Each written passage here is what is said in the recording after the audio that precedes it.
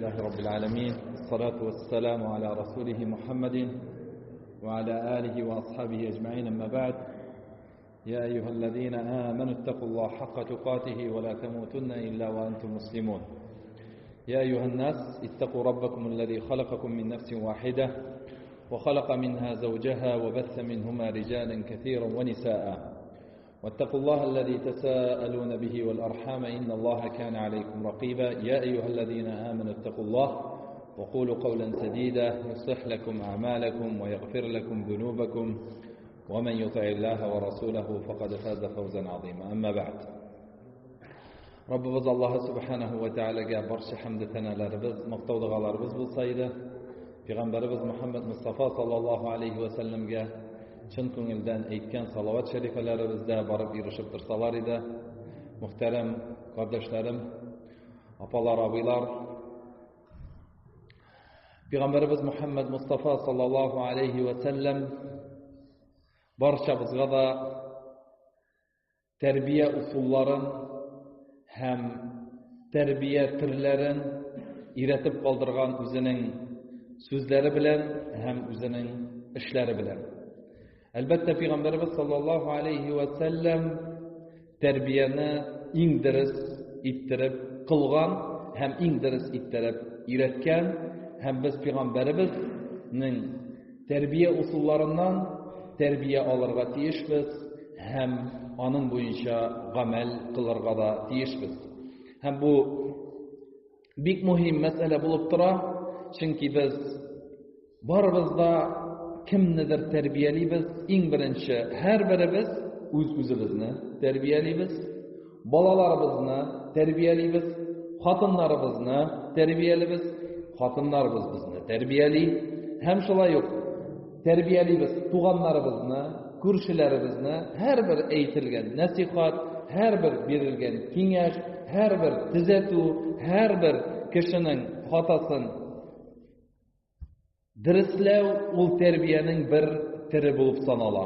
Кайчакта без аны официально эшлибез, мәктәпләрдә, мәчетләрдә һәм башка җирләрдә, кайчакта неофициально ул иләрдә, башка җирләрдә күргән хатаны әйтәбез икән, бу тәрбиянең бер усулы, terbiyenin bir tiri bulup dura.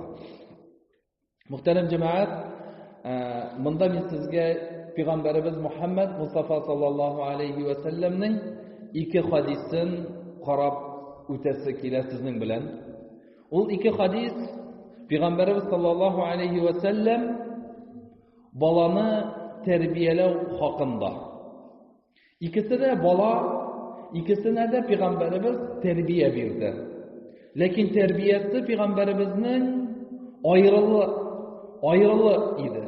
Mınsın bulay terbiyeledi, ikincisi kirisince ikinciler terbiyeledi. Birinci hadis o Peygamberimiz Muhammed Mustafa sallallahu aleyhi ve sellem özünün ınığın küre el-Hasan'ı. Hatta Ali radıyallahu anh'ın malayın. Kürgeçten soň nerse işli ol? Peygamberimiz sallallahu aleyhi ve sellem'ge türlü jirlerden zekatını alıp kelgen bulalar hem hırma, finikni getirip koyganlar.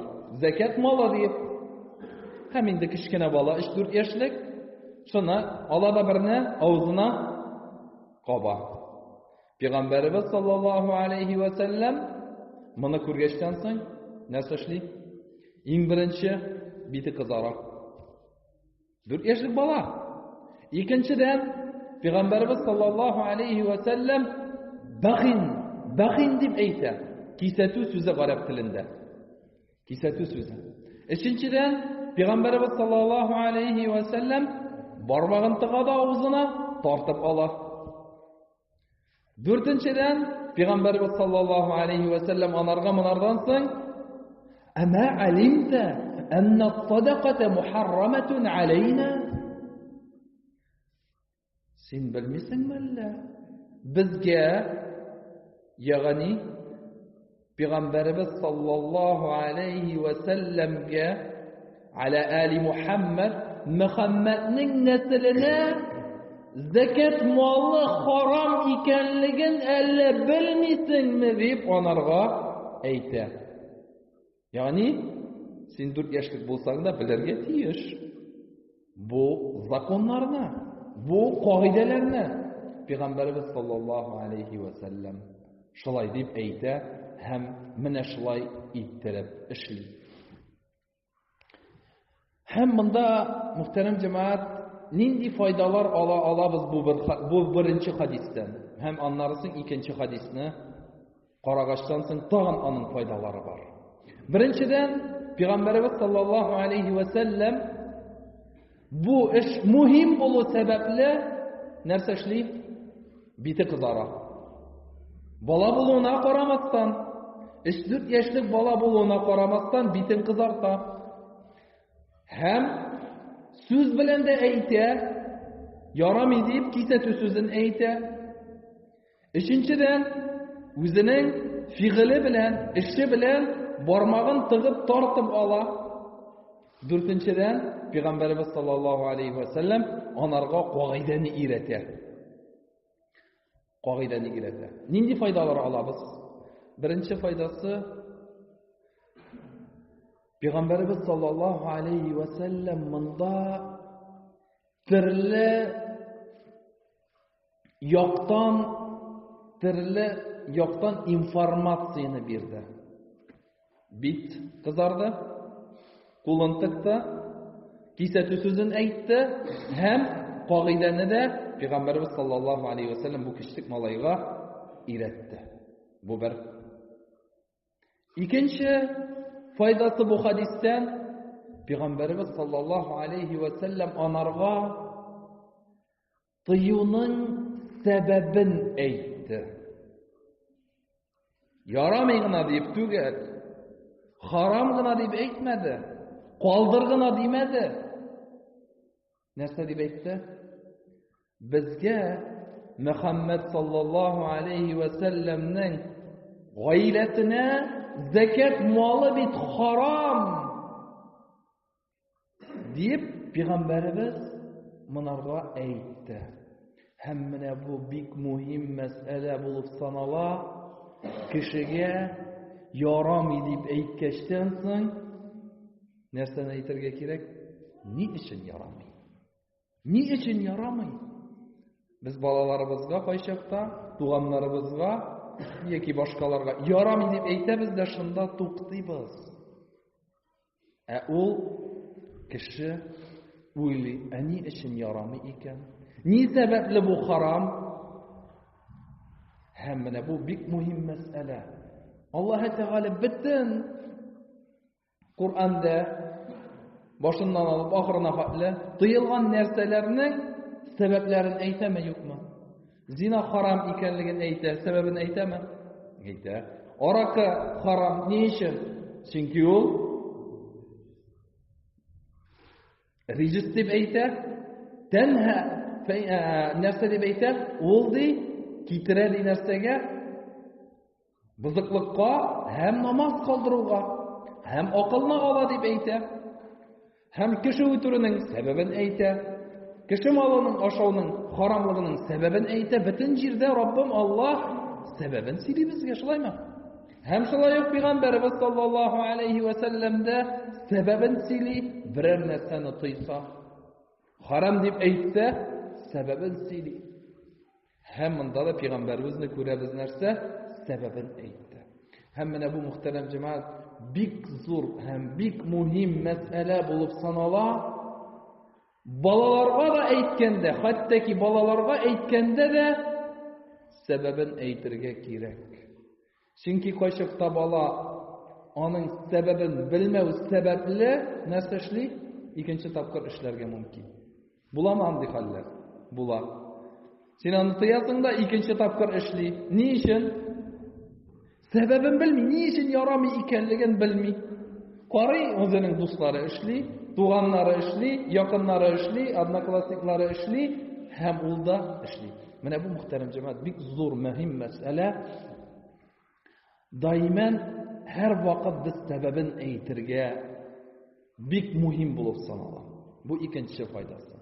Өченче файда бу хадистән Пәйгамбәрбез саллаллаһу алейхи ва саллям балаларга zor kişiler şekilli müracaat ite. Әллә син белмисең, әмә алимта дигән сүз элек. Шулай бит инде гарәп телендә. Син электән белмәдеңме әллә?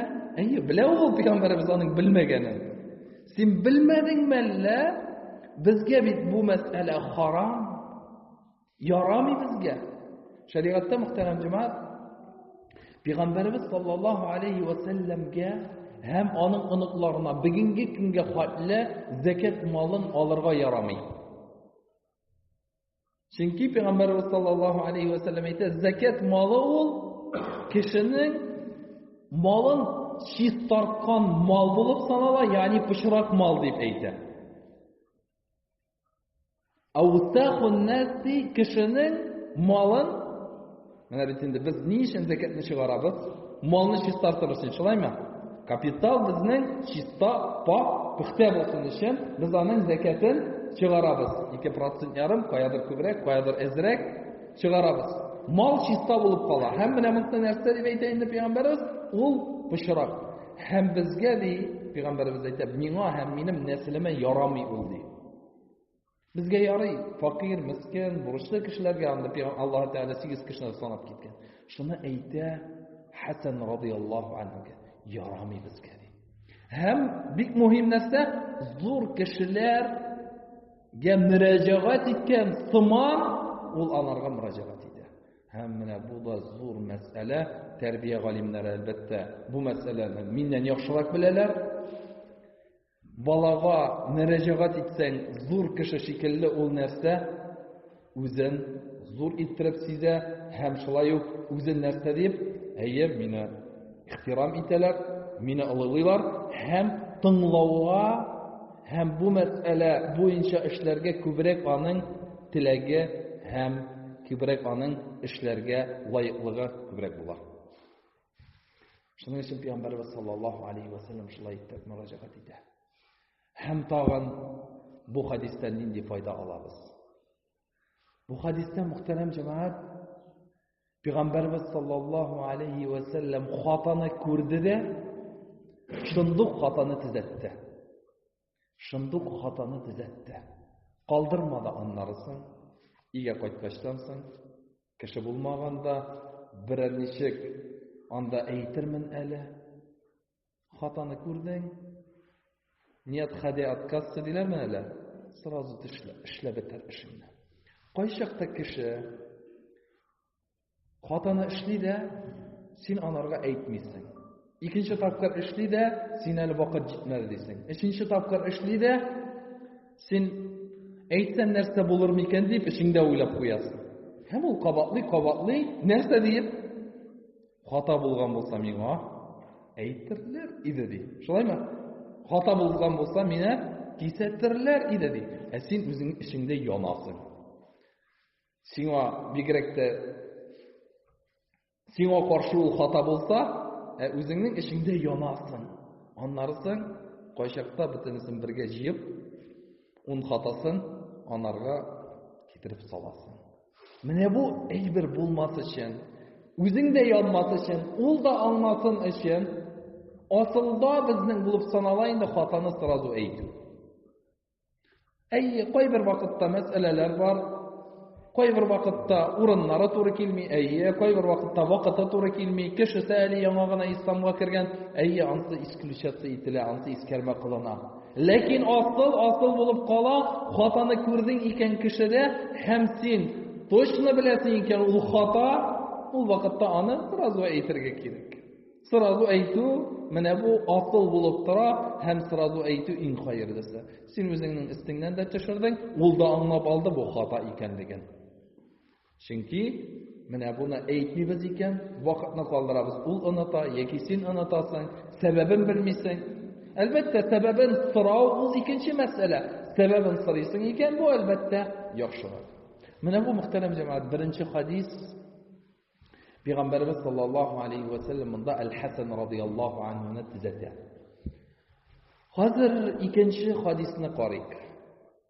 Анда Пәйгамбәрбез саллаллаһу алейхи ва сәлләм Умар ибн Аби Сәләмәне төзәтә. Ул Пәйгамбәрбез саллаллаһу алейхи ва сәлләмнең Хатынының малайы була. Умму Сәләмә. Пәйгамбәрбез саллаллаһу алейхи ва сәлләмгә кияүгә чыга. Һәм аның балалары була, берсе аның Гомәр була. Һәм Гомәр көннәрдән бер көнне без бөтенебез белә торган хадис. Канат яди татишу фи ссахфади. Минди ашаганда ди пәйгамбәрбез белән безнең арада тора иде нәрсә? Патнос. Ул 5 кеше дә 10 кешелек инде примерно. Һәм минем кулым патносның бөтен җирләреннән ашый иде ди. Һәм пәйгамбәрбез шуны күреп алды да ди, миңа әйтте ди: "Я гулам, әй угыл, сәммилләh, Аллаһ Тәгаләнең исеме белән башла. Ва кул би яминик, уң кулың белән аша. Ва кул мимма ялик, һәм үзеңнең алдыңнан аша", дип әйтте ди. Пәйгамбәрбез саллаллаһу алейхи ва сәлләм монда бернинди жест кулланмады. Бите кызармады. Дигәнең кулын алып, сул кулын бәреп, уң кулына кашыкны тоттырмады. Кулын алып, үзеңнең алдыңнан гына аша дип әйтмәде. Бисмилләһне әйттеңме әле? Яңадан кабатла әле дип әйтмәде. Матур гына, йомшак кына Пәйгамбәрбез саллаллаһу алейхи ва сәлләм монда анарга әйтте. Һәм аннан соң да бернинди кагыйдәләр анарга өйрәтмәде. Ни өчен монда Пәйгамбәрбез саллаллаһу алейхи ва сәлләм бу очракта шундый йомшак кына әйтте, әтиге очракта каты иттереп, бармагын тыгып, кисәтеп, кагыйдәләр өйрәтеп, зур кешеләр шикелле анарга мөрәҗәгать итеп, битләрен кызартып әйтте. Икесе дә Пәйгамбәребезнең эше. Икесе дә шул ук яшьтәрәк, Гомәргә 6-7 яшь була, монарга 3-4 яшь була. Сабый балалар икесе дә. Икесе дә Пәйгамбәребезнең өендә Муаның оныгы, бу хатынның малае. Ни сәбәпле Пәйгамбәребез саллаллаһу алейхи ва сәлләм менә шулай эшләде? Әлбәттә аның сәбәбе булырга тиеш. Әлбәттә аның нидер, нәрсәдер бит инде моны Пәйгамбәребез тиктималдан эшләмәде. Монда мөхтәрәм җәмәгать, карасак, безгә барыбызга да улы, зур кирәкле файдалар. Беренчедән, ашар алдыннан бисмилләһ дип әйтүнең хөкеме нинди? Ул фаразмы, әллә ваҗибме? Ваҗибме, фаразмы? Фараз. Кемдер фараз дип әйтте, кемдер ваҗиб дип әйтте. Әллә бер нинди тагын хөкем бармы? Әллә сөннәт гамәл генәме ул, әллә мубах генәме? Рөхсәт ителгәнме гамәл? Әйтсәң әйт, әйтмәсәң әйтмә. Әллә әйтсәң, сиңа әҗр була, әйтмәсәң гөнаһы юкмы? Әллә инде ваҗибме? Әйтсәң, сиңа әҗр була, әйтмәсәң син гөнаһлы буласыңмы? Нинди аның хөкеме? Бөтен галимнәр килешәләр. Нәрсә дип? Аның хөкеме сөннәт дип. Бисмилләһне әйтүнең хөкеме сөннәт булып санала.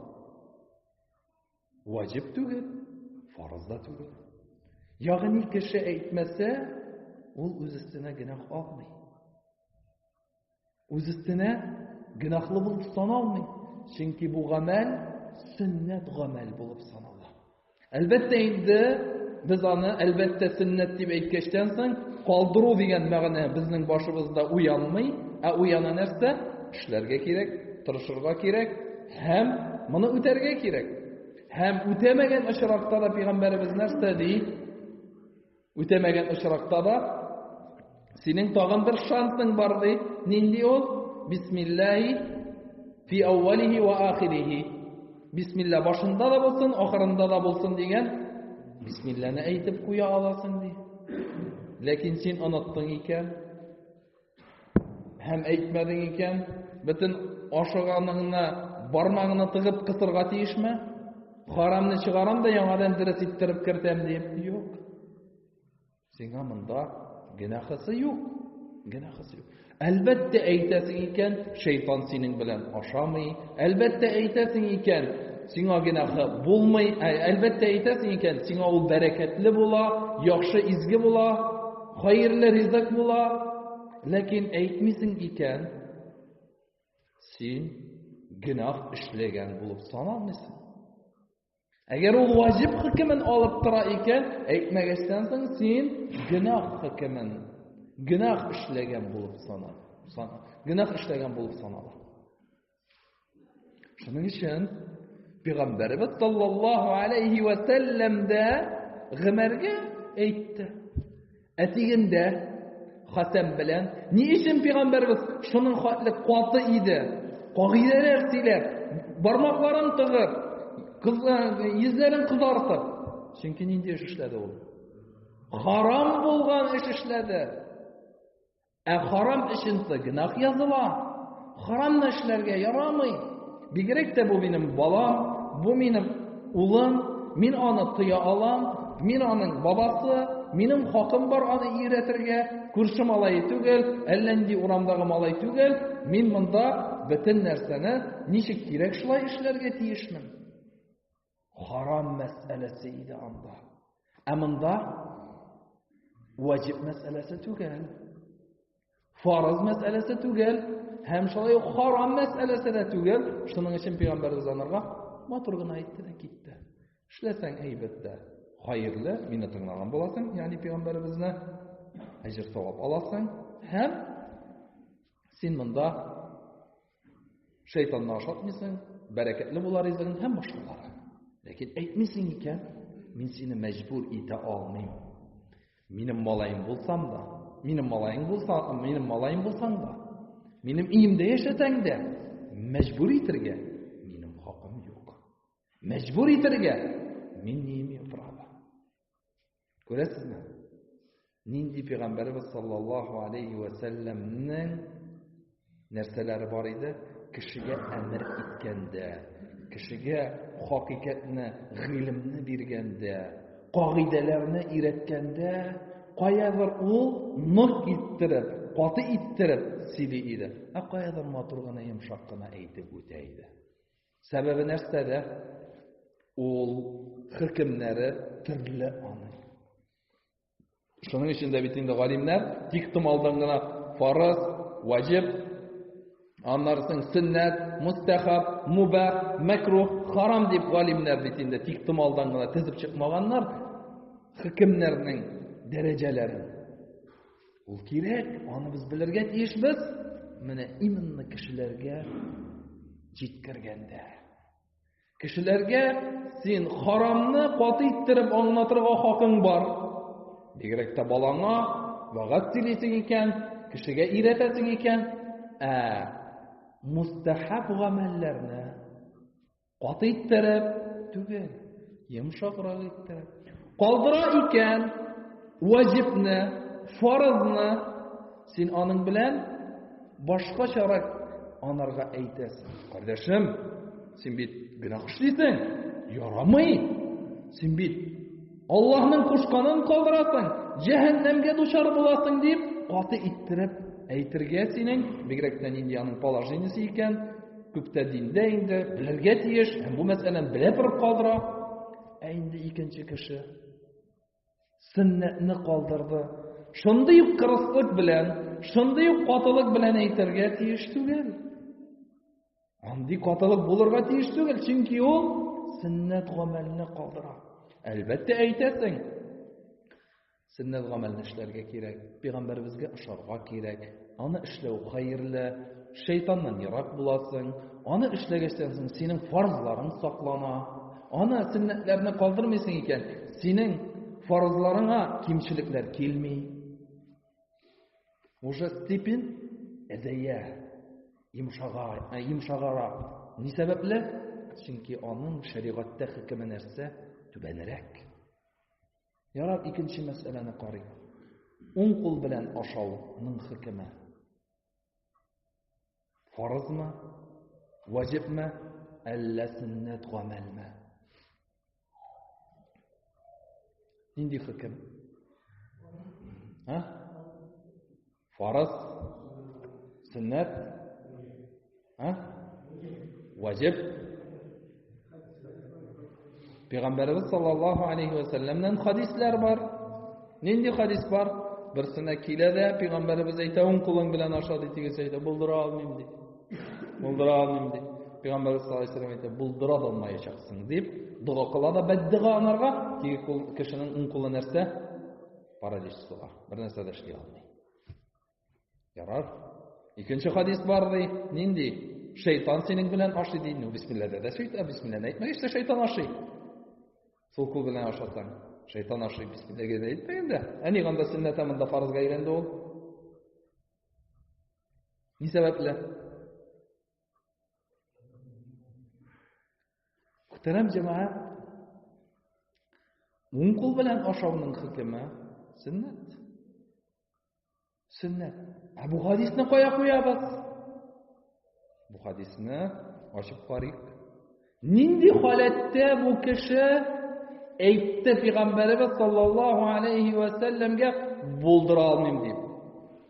Хадисның килә, риваятта килә, кеше тәкәбберләнеп әйтте, кабул итмим мин синнән дип. Һәм Пәйгамбәрбез анарга менә шул тәкәбберлек сәбәпле дуга кылган. Как будто миңа кирәкми синең монда уң кулың, сул кулың белән дип әйтүең тәкәбберлек сәбәпле, Пәйгамбәрбезнең кабул итмәү сәбәпле, кире кагу сәбәпле Пәйгамбәрбез саллаллаһу алейхи ва сәлләм анарга дуга кылган. Һәм без Пәйгамбәрбезне беләбез. Ул андый кырыс кеше түгел иде. Ул йомшак кеше иде. Һәм кешеләргә мондый дугалар кылмый иде. Иретә, аңлата, ләкин тәкәббер, кабул итми торган, кире кага торган кешеләргә Пәйгамбәрбез саллаллаһу алейхи ва сәлләм кайчакта менә мондый дугалар, бәддугалар кыла иде.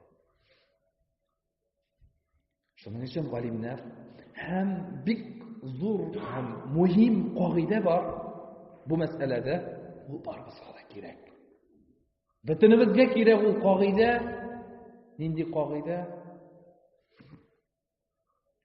Әдәп, әхлак мәсьәләләрендә Пәйгамбәрбез саллаллаһу алейхи ва сәлләмнән әмер килә икән, моны эшлә, моны кыл, менә монарга булай иттереп эшлә дип, әдәп, әхлак мәсьәләләрендә ул асылда сөннәт гамәл булып санала.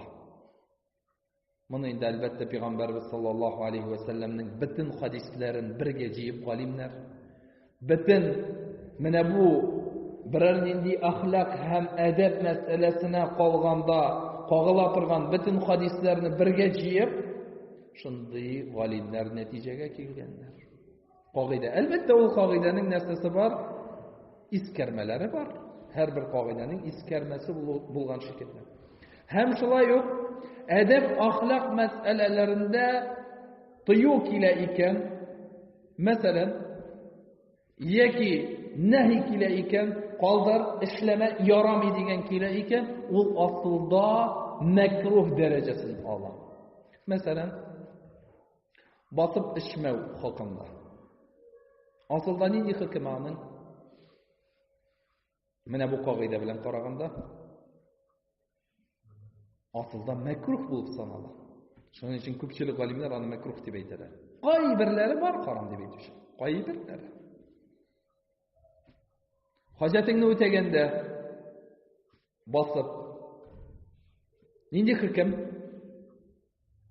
Мәкрух. Кайбер галимнәр бик сирәк ярамый, харам дигән дәрәҗәгә җиткерәләр. Нишләп? Чөнки бу әдәп, әхлак мәсьәләсенә кагыла.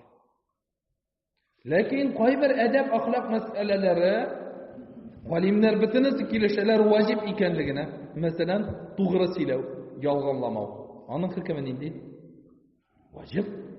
Әдәп, әхлак мәсьәләсе бит. Юк, бу кагыйдәдән нәрсә булып санала? Искәрмә, исключение булып санала. Ләкин асыл кагыйдә булып кала. Кешегә яхшы мөгамәлә кылу, кеше белән дустату булу, менә булар барысы да сөннәт гамәлләрдән булып санала. Кешенең хакына кермисең икән, Sen kileş yüzlü yürü. Peygamberimiz den 40'tan artık hadis kile yılmayu hem yılmayuğa emir itu. Niçe tapkır yılmayabız kendine? 40'tan artık hadis kile. Eğer anı vacip gibi eytemiz iken, значит senin mında gün sayın günahlar çiğit yatasın. Yılmaymadın mı? Mene 1 saat öttü, 2 saat öttü yılmaymadın, sen mında günahlar. Yok, ol müstehab gamellerden olup sanala. Şunun kibikte kul bilen aşav, müstehab gamel, sünnet gamel olup sanala. Çünkü Peygamberimiz sallallahu aleyhi ve sellem mene bu hadisni eytkinçe kul bilen aşav deyip anarga hatli bu gamelin hükümü nindi idi? Bu gamelin hükümü nerse idi? Mubah. Kul bilen de yarayı, sol kul bilen de yarayı. Şulayma. Peygamberimiz sallallahu aleyhi ve sellem kilip eytti de onun derecesi minde koya? Sünnet. Elbette sünnet digeç, biz ona işlerge tırışırga tiyişbiz. Onun anarga xiriz bulurga tiyişbiz. Hem balalarımızını iletirge tiyişbiz. Hem gün sayın biz ona şulay ettirip işlerge tiyişbiz.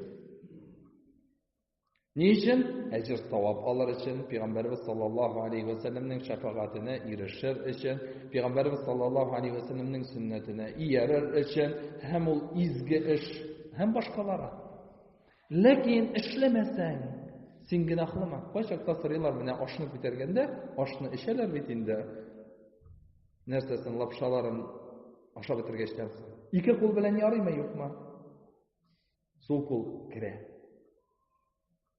Hem kaçakta birinin zor eybirne gamburgerni iki kul bilen aşarga kerak.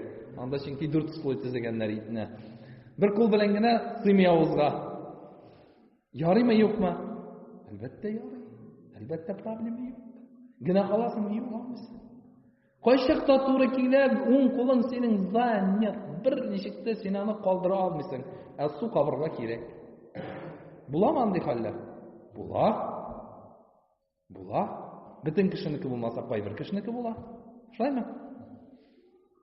Hamina tüzürge indi mene tag'in 3 saat tüzürge, narsa işirmen indi. Şulayma.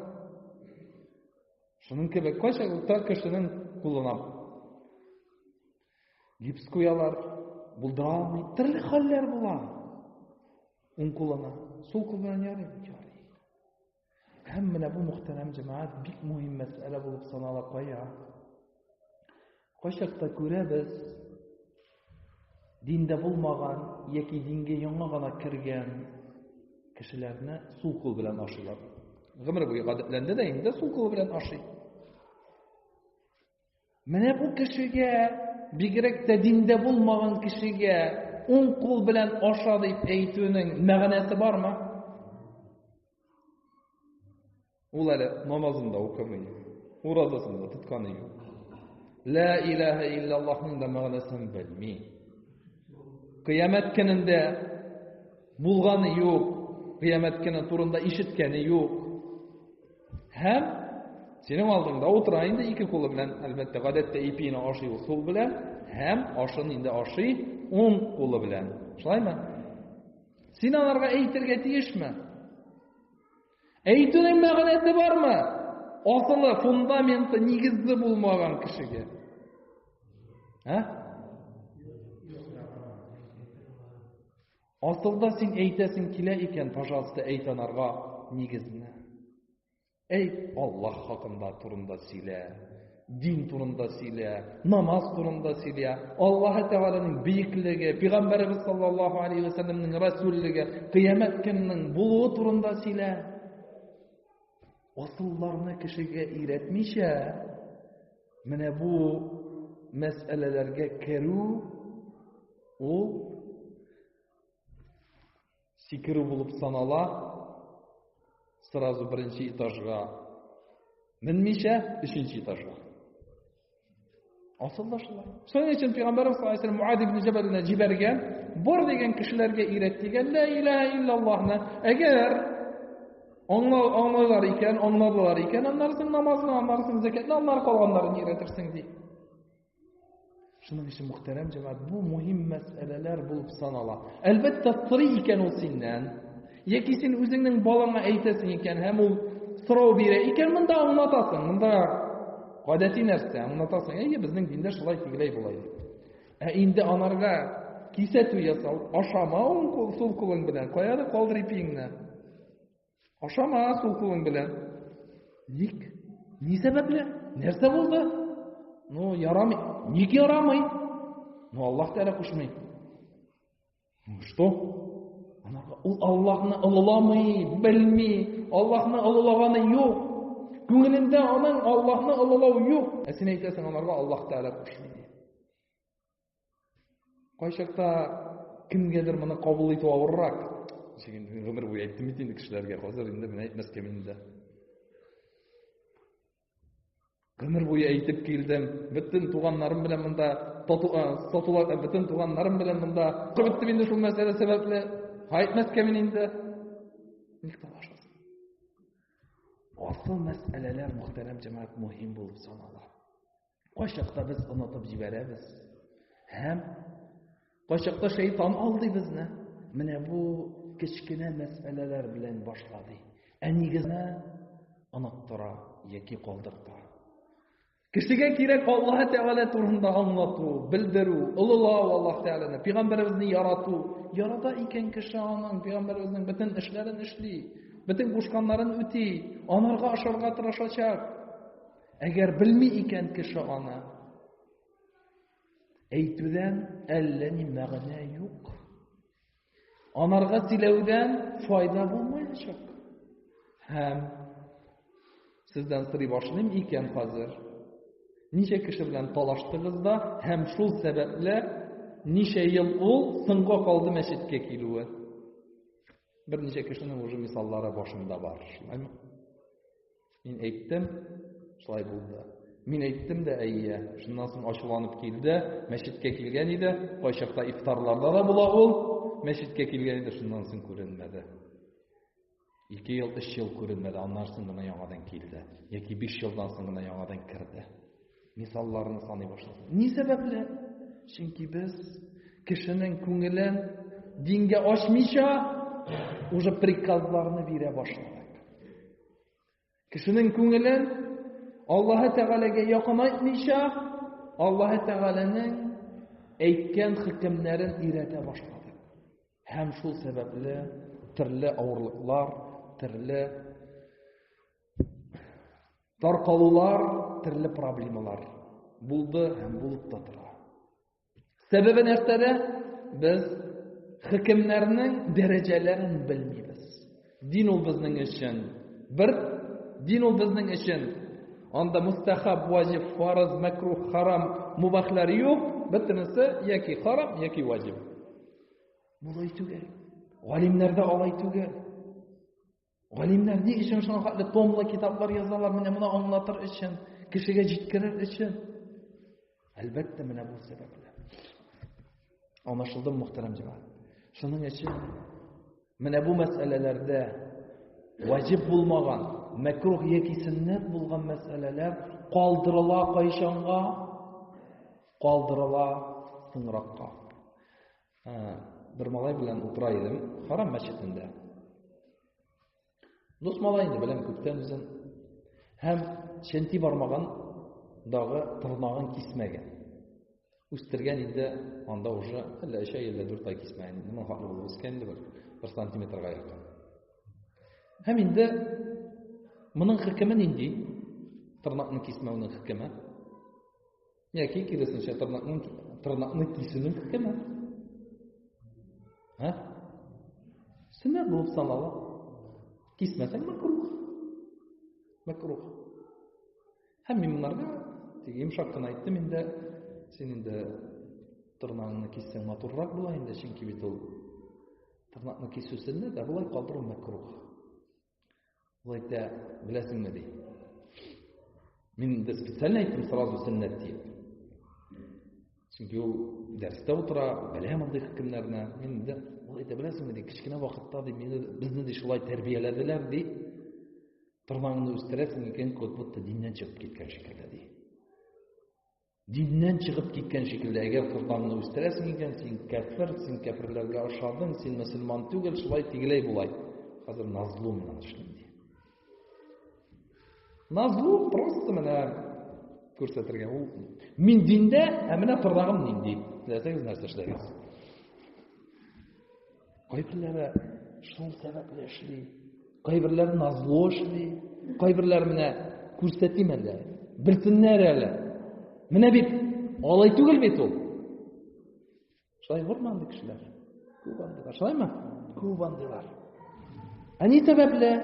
Ни сәбәпле бу булды? Чөнки без атыл хөкемне анарга әйтеп, ваҗиб дәрәҗәсенә җиткердек. Ваҗиб кенә түгел, монарга диннән чыгып китү дәрәҗәсен өйрәткәннәр. Бу мөхтәрәм җәмәгать, әлбәттә, хөкемнәрнең дәрәҗәсен белмәүдән чыга торган нәрсә. Һәм өченче пәйгамбәрбез саллаллаһу алейһи ва сәлләм нәрсә дип әйтә Умар ибн Әби Сәләмәгә? Алдыңнан аша. Алдыңнан ашаган хөкеме нинди инде хәзер? Хөкеме нинди? Сөннәт. Шулаймы? Монда уже тигезсә беренчесе сөннәт булгач, икенчесе сөннәт булгач, өченчесе сөннәт инде. Әлбәттә, Пәйгамбәрбез саллаллаһу алейһи ва сәлләм бу хадисне әйткәнчә, аның хөкеме нинди иде? Уң кул яки сул кул белән ашауның хөкеме мубах иде. Һәм кешеләр арасында да айырма юк иде. Кемдер уң кулы белән ашый, кемдер сул кулы белән ашый, беркем дә аны инкар итми, начар эшлисең дип, беркем дә анарга кырын карамый. Шулаймы? Чөнки ике кулда бер төрле. Инде монда кеше үзенең алдыннан ашамаса, кешенең алдыннан ашый икән. Пәйгамбәрбез саллаллаһу алейһи ва сәлләмнең хадисе әйтелгәнчә, нинди хөкемдә булып тора ул кешеләр арасында? Понятие дип әйтик. Ул нәрсә? Начар ахлаклыкның нәрсәсе булып тора? Бер билгесе, шулаймы? Ничек инде кешенең куелган анарга патностан инде алдыннан алырга тиеш. Ул инде минем алдымдан килеп ала икән. Бу нәрсә булып санала инде? Тәрбиятсезлек, әдәпсезлек, кешенең алдыннан уялмыйча ашау һәм башкалары. Ләкин Пәйгамбәрбез саллаллаһу алейһи ва сәлләмне бу хадисне әйткәчтән соң, аның хөкеме нинди гәмәнде? Әлбәттә, сөннәт алдыннан ашау, кешенең алдыннан ашау нәрсә булып санала инде? Асылда мәкрух булып санала. Әлбәттә, аның кайчакта искәрмәләре бар. Әгәр аның алдында гына иттира, синең алдыңда гына бәрәңге тора икән, аның алдыннан алып ашасаң ярый, чөнки дөрес куймаганнар монда. Ләкин монда инде икесендә дә иттира, ләкин аның алдында быттыра, синең алдында быттырмый икән, инде монда инде сиңа шундый насыйбың инде. Яки анардан рөхсәт алып ашыйсың инде, карады миңа монда ошкачарак куйганнар, әйдә әле алышабыз дип. Аңлашылдымы? Ләкин асыл хөкеме нинди? Асыл хөкеме аның үзеңнең алдыңнан ашау. Мустахаб, сөннәт гамәл, кешенең алдыннан ашау нәрсә? Мәкрух гамәл булып санала. Мөхтәрәм җәмәгать, монда күрәбез Пәйгамбәрбез саллаллаһу алейһи ва сәлләм моны без каян чыгардык? Пәйгамбәрбезнең хадисеннән. Ике хадисне бергә китереп куйдык та, икесе дә тәрбияләү хакында. Беренчесе Хасан радиллаһу анһуны тәрбияләгән, икенчесе Умар радиллаһу анһуны тәрбияләгән. Монсы аның иендәге хатынның кызы, монсы инде аның иендә килгән яки аның белән бергә булган кызының малае. Һәм ике төрле тәрбия. Бу аның малае, бу аның оныгы, бу хатынның баласы булган шикелле сәбәпле түгел. Монда хөкемнәре, диндәге хөкемнәре төрле булу сәбәпле Пәйгамбәрбез саллаллаһу алейһи ва сәлләм шулай эшләгән. Хөкемнәре төрле булу сәбәпле. Һәм мөхтәрәм җәмәгать, безгә дә диндә төрле хөкемнәр бар. Динебездә күп мәсьәләләрнең түгел, бөтен мәсьәләләрнең аның хөкемнәре бар. Ягъни дәрәҗәләре бар. Кайберләре ваҗиб булып санала, кайберләре фарыз булып санала, кайберләре сөннәт, мустахаб һәм мәкрух. Әлбәттә, без аны ни өчен беләбез? Мәкрухны белмибез эшләр өчен, һәм сөннәтне калдырыр өчен түгел. Yok, sünnetni bilamiz. İşler için, makruhni qoldirir için, haramdan tiyilır için, vacibni qoldirmas için. Mızda anlaşılır. Qoldirgan işraqta yalgış, xatalanıp, unutup, mında biz bilamiz narsa. Mesela, ila namazından so'ng 2 rakat sünnetni unuttun deyip bir sebeple. Bir şaltırdı da namazdan so'ng sırası çıkıp gittin, ikindi namaz жетті, akşamda okudun da esке düştü. Allah. Men bit okumadım. Hani deydi? Sünnet. Yarar, qaldı elhamdülillah Allah Teala odatda o'qiy turgan bo'lsang, onda da senga yozib qo'yadi. Agar odatda o'qiy turgan bo'lsang, avru sababli ham safar sababli yozib qo'yadi. Amanda endi sen vacib tugul onu senga aytarırga. Yaramasa anlaşıla. Qaşaqta ertangi namazda yoki tahorat olganda aytik, quloqni sirtirga unutamiz. Yoki unutmaymiz. Qish kuni salqinda tahorat olamiz da sheshimizning da ozgina tiga masx tortamiz da quloqlar ishiydi. Onarga masx tortmasang bo'ladimi? İyi bula. Niçin? Çünkü sünnet. Çünkü sünnet. Mesela tapmışsın iken problem yok. Sünnet amel.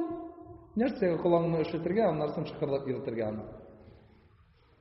Sünnet amel. İyi sen bunda iyinde bulsan, meşitte bulsan, bir an indi jılı pamişinide bulsan, iyi. Sen onu kulağını da sürtesin bitinisinde. Uramda bulganda sünnet amel. Bir indi problemsiz. Sen anlatmışsın. Peki mesela azanda, ertengi namazda, azanda "Es-salatu hayrun minen-nevm" degan so'zni anlatib qoldirding. İşlerge endi hozir. Yangadan azan aytirganmi? Ili oxirdan aytib qo'yganmi? Ili narsa ishlarga? Sunnat amalni qoldirding. Problem yo'q. Nima problem? Unutildi. Azanni yangadan aytmaysan, oxirdan da aytib qo'ymaysan, vaqti o'tdi. Yarar. Şunun için mana bu sünnet amellerini bilünen, eğer farz bula ekan, pожалуйста. Bir rekatni unuttun namazda, 4 rekatli namazda bir rekatni yalg'ish unuttun. Narsa ishlaysan? Namazdan chiqmagan bo'lsang, bu rekatingni o'tab qo'yasan. Agar chiqib endi uzoq vaqt o'tgachdan so'ng narsa ishlaysan, yangadan pожалуйста 4 rekatingni yangadan tozg'azib qo'yasan. Niçin? Çünkü bunda farz. Amanda sünnet amel. Mana bu masalalarni biluv muhtaram jamoat bizning uchun bek muhim bo'lib sanaladi. Bek muhim bo'lib sanaladi. Qay bir kishilar masalan sheshlarini olganda turlicha olalar.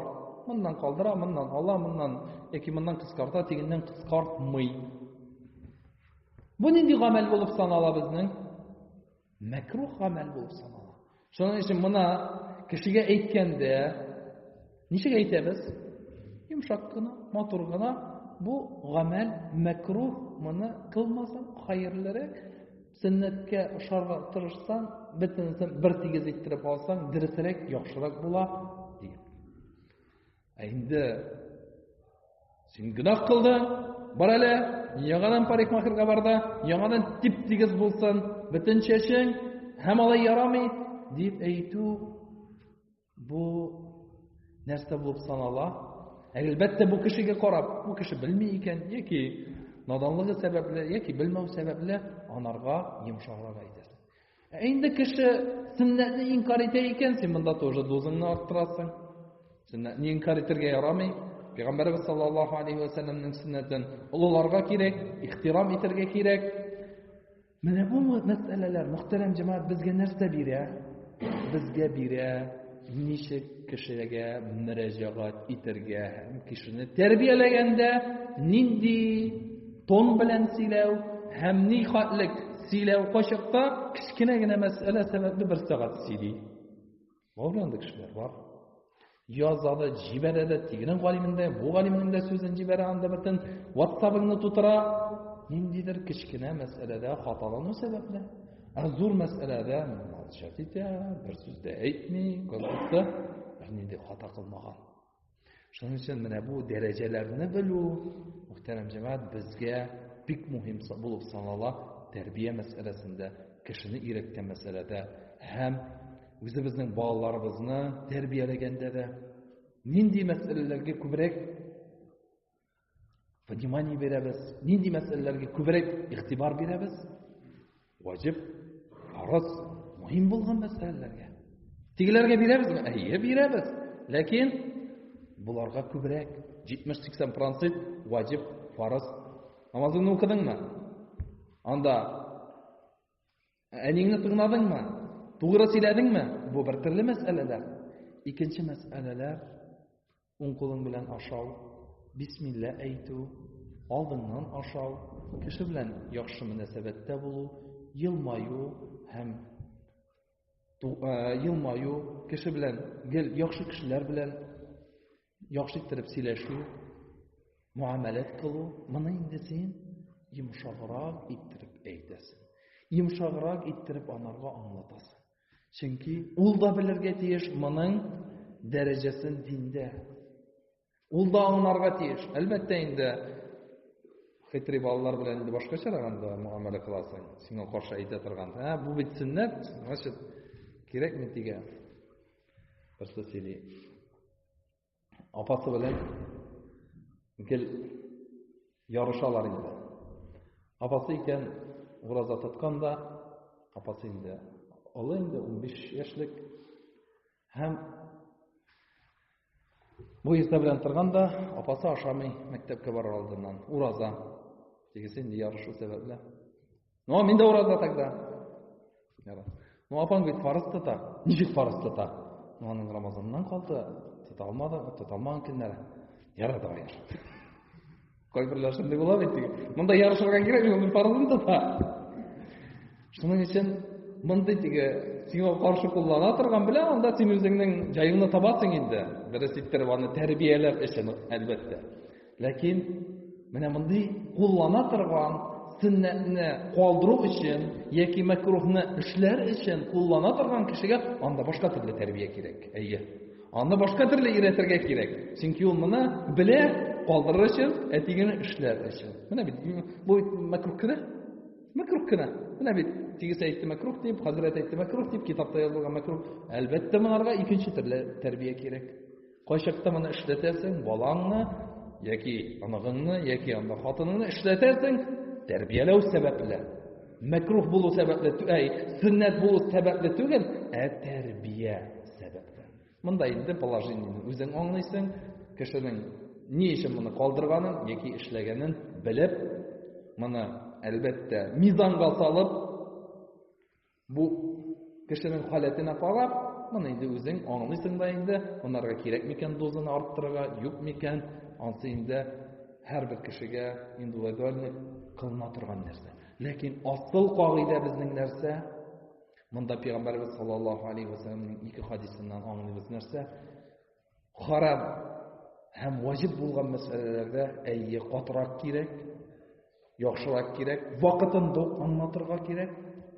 Макрух һәм сөннәт гамәлләрдә йомшаграк һәм анарга аңлатканда әкренрәк һәм кылмый икән анарга гаепләмичә һәм шулай ук төрле яктан төрле нәрсәләр кулланмыйча, кул белән дә, тел белән дә, бит белән дә, сүз белән дә, кагыйдәләр белән дә кулланмыйча әкрен генә өйрәтү инде бу принцип булып санала. Аллаһ субханаһу ва тааля алган гыйлемнәребезне файдалы кылсын һәм менә бу алган гыйлемнәр белән гамәл кылырга безгә барыбызга да насыйп ва мияссәр әйләсен. Аллаһ субханаһу ва тааля безнең гөнаһларыбызны кичерсен һәм изгелекләр кылырга, пәйгамбәребезнең сөннәте буенча яшәргә, макрух һәм тыелган гамәлләрдән тыелып яшәргә, кешеләргә аңлатканда дөрес иттереп, яхшы иттереп, менә бу кагыйдәләрне белеп аңлатырга насыйп ва мияссәр әйләсен. Мөхтәрәм җәмәгать, әлбәттә, бу сөйләгән сүзләр Раббым Аллаһ субханаһу ва тааляның рәхмәте белән сөйләнде. Әлбәттә, әгәр монда дөрестлек икән, яхшы иттереп дөрес сөйләдем икән, бу әлбәттә Раббым Аллаһ субханаһу ва тааляның миңа биргән нигъмәте. Әгәр инде мин хаталанганмын икән, дөрес сөйләмәгәнмен икән, берәр нинди ялгышлык җибәргәнмен икән, бу әлбәттә инде миннән һәм шайтаннан Раббым Аллаһ субханаһу ва таалядан кичерүне сорыйм һәм сездән дә инде кичерүне сорыйм. Аллаһ субханаһу ва тааля минем гөнаһларымны кечерсен. Тыңлап торган өчен барыгызга да рәхмәт. Аллаһ Субханаһу ва Тааля сезнең дә гөнаһларыгызны кечерсен һәм менә бу гамәлләр белән, бу алган гыйлемнәр белән гамәлләр кылырга насыйп ямәссәр әйләсен. Ва саллаллаһу аля набиyyina Мухаммадин ва аля алиһи ва асхабиһи аҗмаин. Вассаламу алейкум ва рахматуллаһи ва баракатуһ.